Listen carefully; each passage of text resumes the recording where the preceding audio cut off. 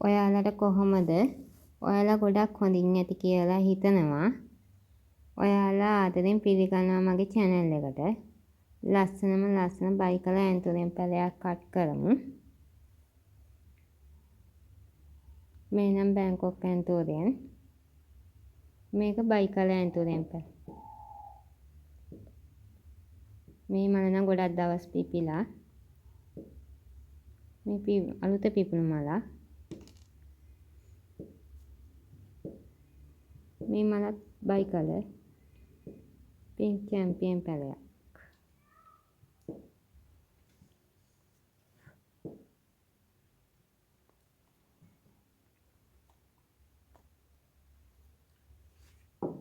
බයිකල ඇන්තුරෙන් එකක්. බයිකල ඇන්තුරෙන් ගස් ගොඩක් ලොකුයි. මලුත් ලොකුයි ගොඩක්.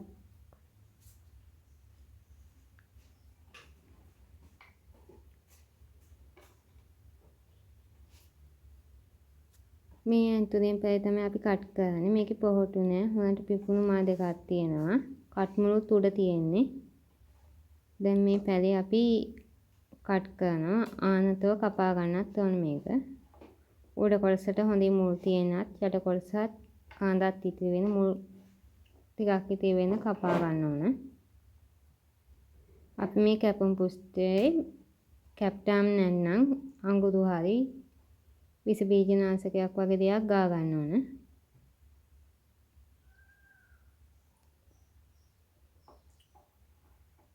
අපි යට කොටසත් පොල් එලි ටිකක් බුරුල් කරලා මේ පාදලා තියෙනවා. ඒකේ පැල හැදෙන්න.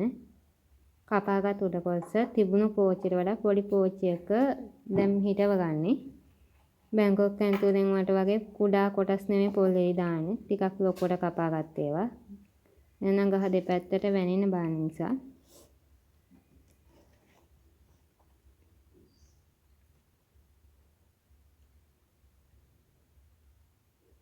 මගේ වීඩියෝ එක හොඳ නම් මාව සබ්ස්ක්‍රයිබ් කරන්න කියලා ආදරෙන් මතක් කරනවා. ඔයාලට තෙරුවන් සරණයි.